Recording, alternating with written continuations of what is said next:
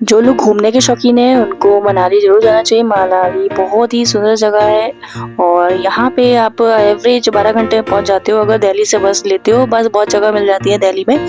और कहाँ-कहाँ घूमना है और कौन-कौन से बढ़िया जगह है घूमने के लिए मनाली में, क्या-क्या आप खरीद सकते हो, क्या-क्या खा सकते हो, तो सारी बात करेंगे हम इस वीडियो में।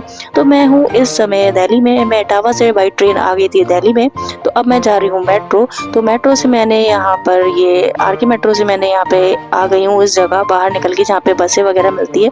काफ़ी टाइम हो गया था, सुबह मतलब जल्दी ही आ गई थी मैं। तो यहाँ पे आने के बाद फिर थोड़ी सी रात हो गई थी, अंधेरा हो गया था, फिर हमारी बस आ गई थी और फिर बस में हम बैठे यहाँ पर। इस तरीके से हमने अपनी सीट देखी कहाँ पर है, तो फुल्ली एसी सीट थी, मतलब फुल्ली एसी बस थी और हर सीट पे एसी जो है बटन वहाँ पे लगा हुआ था। तो आप देख सकते हो कितनी बढ़िया लाइटिंग है बस में और जो सीट है वो भी बहुत ही कंफर्टेबल सीट है। आप इसको पीछे भी कर सकते हो, आगे भी कर सकते हो अपनी अकॉर्डिंग।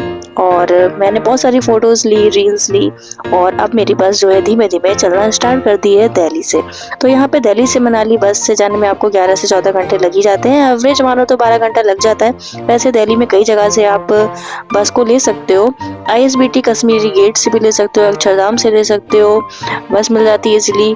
और मजनू का टीला है, आनंद विहार है, टोला कुआं है, करोल बाग है, आरके आश्रम, मयूर विहार और झंडेवाला, यहाँ से आपको इजीली बस मिल जाती है। आप देख सकते हो मेरे पीछे बस, मेरी बस के पीछे इतनी सारी बस लाइन से लगी हुई हैं। और ये आ गया है कश्मीरी गेट, तो यहाँ भी बस थोड़ी देर रुकी और जो भी यात्री यहाँ से चढ़ना चाहते हैं वो चढ़ सकते हैं, बस में आ सकते हैं मनाली वाले लोग। तो यहाँ पर इस तरीके से कश्मीरी गेट के सामने बहुत सारी बसें आती हैं, अलग अलग जगह जाती है। और फिर हमारी बस रुक गई है 70 माइल स्टोन बड़े से रेस्टोरेंट होटल में। यहाँ 24 घंटे आवागमन रहता है लोगों का और बहुत सारे लोग आते रहते हैं। 2-3 बज रहे थे मेरे ख्याल से रात में, और आप देख सकते हो कितनी ज़्यादा चहल पहल है। लग ही नहीं रहा है 2-3 बजे हुए रात के। और इस तरीके से आप यहाँ पे कुछ भी मंगवा सकते हो। तो बहुत सारी चीज़ें थी, इतना ज़्यादा आइटम था ना इनके पास, इतना ज़्यादा स्टाफ था, इतना बड़ा ये 70 माइल स्टोर था। अच्छा, जो यहाँ पे इस जगह गया हो कमेंट करके ज़रूर बताएं। इतना ज़्यादा स्टाफ, इतने ज़्यादा आइटम खाने के, तो हमें तो भाई 2-3 बजे मैगी की भूख लगी, तो हमें तो मैगी मंगवाई थी, मतलब सिंपल वाली। और यहाँ पे आ गई है वेज वाली मैगी, यहाँ पे मतलब थोड़ी सी गाजर और गरम गल्ला। और फिर मैंने यहाँ पे फ़ोटो खिंचाई थोड़ी, जब तक बस रुकी थी तो मैंने रील्स वगैरह फ़ोटो खिंचाई, घूमा यहाँ पे, अच्छा लगा, बहुत बढ़िया व्यू था अंदर का। और फिर मैं बस में चली गई और 70 माइल्स स्टोन को बाय बाय टाटा करते हुए इसका कुछ नज़ारा इस तरीके से। और रात भर ये बस चली और सुबह जाके हमें मनाली को पहुँचना है, मतलब मनाली में हम पहुँच जाएंगे सुबह। तो रात भर ये बस चलती रही बस। तो मनाली जो है बहुत ही ज़्यादा सुंदर जगह है, बहुत ही ज़्यादा एक्साइटमेंट था मुझे जाने का वहाँ पे। तो जैसे जैसे बस चल रही थी, बस वेट था कि अब कौन कौन सी स्टेट आने वाली है, क्योंकि यहाँ पर मैं यूपी से हिमाचल प्रदेश तक जाऊँगी, तो बीच में कौन कौन सी स्टेट पड़ेगी। तो यहाँ पे ना पंजाब भी पड़ा था और साथ ही में चंडीगढ़ भी था आपका। और आप देख सकते हो ये जो सुबह सुबह की नदियाँ और हल्की हल्की बारिश हो रही है ना, तो ये है हमारा आ चुका है पंजाब, बढ़िया सा हरा भरा पंजाब।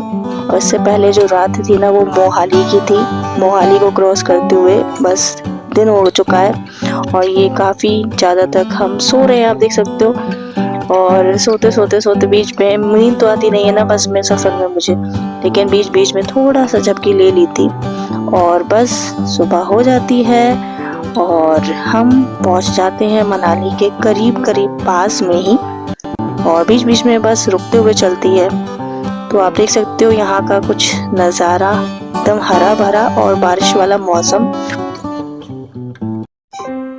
ये पहाड़ जो हल्के हल्के दूर से दिखाई दे रहे हैं ना, मुझे इतना ज़्यादा एक्साइटमेंट हो रहा है कि मुझे लग रहा है कि मनाली जो है कहीं ना कहीं हम लोग पहाड़ों के बीच में आ गए हैं, कहीं ना कहीं मनाली बस पास में ही है।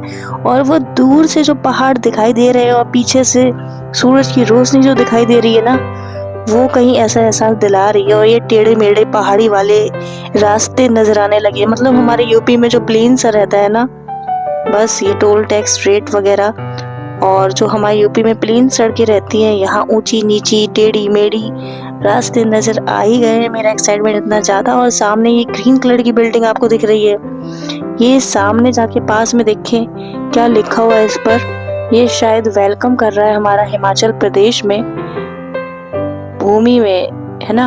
हिमाचल आपका स्वागत, देवभूमि हिमाचल आपका हार्दिक स्वागत करता है। और बस इस गुफा के अंदर हम एंटर हुए, और ये पहली सुरंग थी हिमाचल की। वैसे तो हिमाचल में जैसे ही मैं सुरंग में गई इतना अंधेरा अंधेरा, और हिमाचल में ऐसी सुरंगें कई मिलती हैं, बहुत सारी सुरंगें मिलती हैं।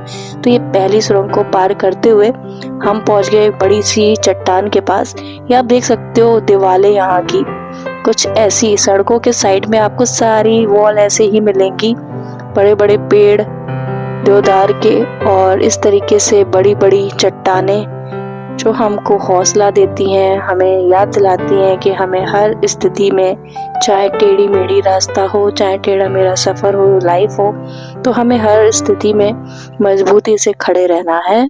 ऐसा कुछ फीलिंग आ रही थी यहाँ पे आने के बाद।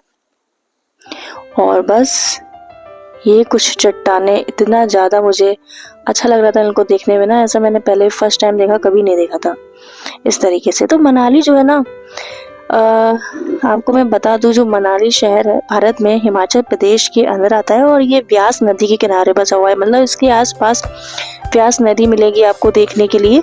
और ये व्यास नदी जो है इतना ज़्यादा पानी है, इसका सड़कों पे आ जाता है, सड़कें टूट जाती है, कंस्ट्रक्शन वगैरह होता ही रहता है।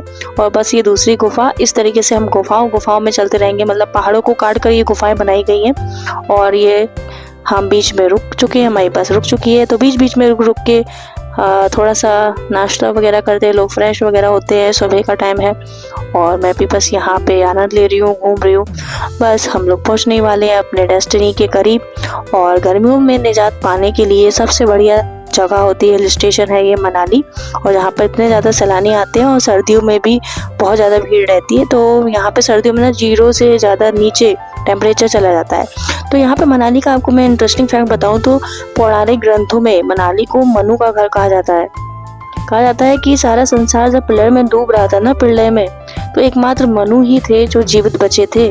और मनाली में आकर उन्होंने मनुष्य को फिर से रचना की, जब मनुष्य जो है प्रलय में चला गया था, खत्म हो गया था।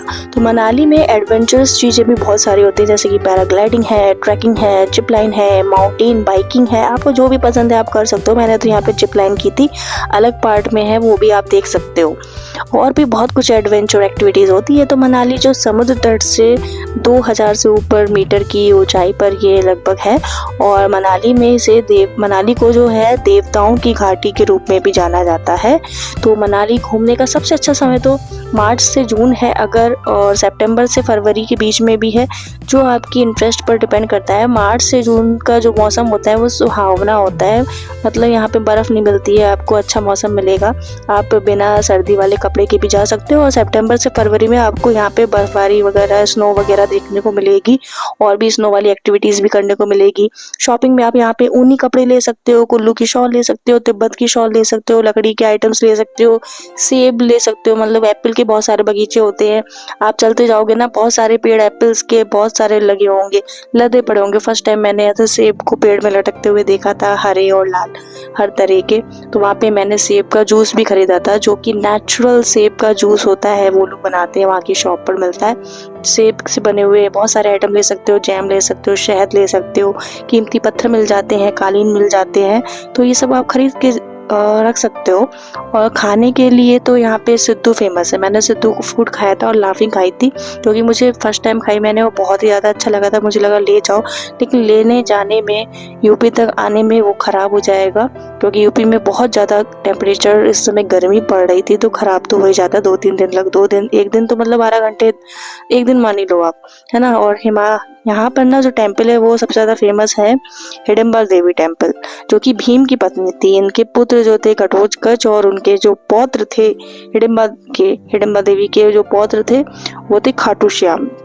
जिनको आजकल हम लोग खाटू श्याम से भी जानते हैं। तो मनाली में घूमने के लिए बहुत सारी जगह है, जैसे सोलांग घाटी है, रोहतांग पास है, यहाँ पे भी हम गए थे। रोहतांग पास में, सोलांग घाटी में भी गए थे, हिडिंबा टेम्पल में भी गए थे, मणिकरण गुरुद्वारा भी है, व्यास नदी भी देखने को बहुत मिलेगी आपको, जोगिनी झरना है, मॉल रोड है, वहाँ पे भी हमने बहुत सारी मस्ती की है, वन विहार है, नेशनल पार्क, अटल टनल भी है, वहाँ भी हम गए थे, और श्री वशिष्ठ टेम्पल जहाँ हम गए थे। और इन सब जगह इतनी बढ़िया जगह मुझे लगी ना, इतने हजारों सालों पुराना टेम्पल है ना वशिष्ठ टेम्पल, बहुत ही अच्छा लगा यहाँ पे मुझे जाने के बाद। ये सारी मैंने वीडियोस बनाई है, आप मेरे चैनल पे सब्सक्राइब करके देख सकते हो, और नोटिफिकेशन बेल को भी प्रेस कर लेना, क्योंकि ऐसे ही अगर हम घूमने जाते रहते हैं ना तो आपके साथ हम वीडियो को शेयर करेंगे, आपको बैठे बैठे जगह देखने को मिलेगी। आप देख सकते हो कितना जाम लग चुका है ना रास्ते में। ये रहा सफर जो था हमारा, स्टार्टिंग का पहला डे था, जो मेरा सफर में ही सफर हो गया है। मतलब सफर रोहतांग दर्रा देखो यहाँ से दिखाई देता है। और ये ना यहाँ पे रास्ते में जो चीजें मुझे देखने को मिली, मैंने आपके साथ वो शेयर करी है इस वीडियो में। जैसे कि ये देखो कितना बढ़िया व्यू है ना, पानी बह रहा है, नदी आ रही है इतनी फोर्स से, और बीच बीच में बैलून्स भी थे एयर गैस वाले, और ये धुआं सा दिख रहा है, यानी कि इतनी ज्यादा ठंडा ठंडा पानी है ना कि वहां से धुआं भी उठ रहा है। और यहाँ पे ना हर तरह की चमत्कारी चीजें होती है, देखो पैराग्लाइडिंग भी हो रही है ऊपर। मतलब ये देख के एडवेंचर चीजें देख के तो मेरा मन करने लगता है बस जल्दी से मैं भी चली जाऊँ एडवेंचर करने। और यहाँ के घर एकदम अलग टाइप के, और ये है यार बैलून, गैस बैलून थे, और ये तो लाइन से ही लगे थे वहाँ पे बहुत सारे जगह जगह पर। तो यहाँ पे आप देख सकते हो मिनरल वाटर बहता हुआ आता है, साफ शुद्ध पानी। यहाँ के लोग बाग, उनकी ड्रेसिंग सेंस सब ऊनी कपड़े में मिलेंगे आपको यहाँ पर। और मैं तो गई थी तो समर के टाइम गई थी, तो ज़्यादा बर्फ़ नहीं थी। आप जा सकते हो सितंबर टू फरवरी अगर आपको स्नोफॉल देखना है। सामने आप माउंटेन देख सकते हो, ये बैलून्स हैं बीच बीच में। तो इतना ज़्यादा मैंने एंजॉय किया था, वो अलग पार्ट में आपको देखने को मिलेगा। और इस पार्ट में मैंने आपको दिखाया मेरा दिल्ली से लेकर मनाली तक का सफ़र, और विंडो से जो जो चीज़ें दिखती गई, जो जो नज़ारा दिखता गया, जो जो चीज़ें दिखती गई, मैंने आपसे शेयर की है। और आपको क्या क्या देखना है अगली बार, किस जगह को देखना है, वो मुझे बताना कमेंट कर। और आप कहाँ गए हो वो भी शेयर करना। तो हम पहुँच गए मनाली में बस स्टैंड पे। अब हम जा रहे हैं अपने होटल, और होटल के बाद आज हम करेंगे पूरा दिन रेस्ट, क्योंकि भाई रात भर का सफ़र थकावट हो चुकी है। अब हम नेक्स्ट डे घूमी करेंगे, अच्छी जगह घूमेंगे, बढ़िया बढ़िया जगह। व्लॉग बनाए मैंने, बहुत सारे व्लॉग बनाए, आपको 1 बाय 1 करके देखने को मिलेंगे। बड़ा इंटरेस्टिंग अटल टनल है, रोहतांग दर्रा है, और ये देखो मेरी प्लेट आ गई है, तो मैंने इसमें खाना खाया। चलो मैं खाना खाती हूँ और फिर मिलती हूँ नेक्स्ट व्लॉग में। तब तक यहाँ पे आप देख लो क्या क्या मिला हुआ है प्लेट में। रायता है, चावल है, गुलाब जामुन है, पनीर मटर की बढ़िया सी ग्रेवी वाली सब्जी है, सूखी गोभी आलू की सब्जी है, और ये रोटी है और प्याज है, और ये छोले की सब्जी भी थी बस। और ये मैंने खाना खाना स्टार्ट कर दिया है। वीडियो पसंद है लाइक सब्सक्राइब शेयर करना, फिर मिलेंगे नेक्स्ट वीडियो में। जरूर सब्सक्राइब करना, शेयर कर लेना बड़े बड़े इंटरेस्टिंग ब्लॉग्स के लिए। Bye bye.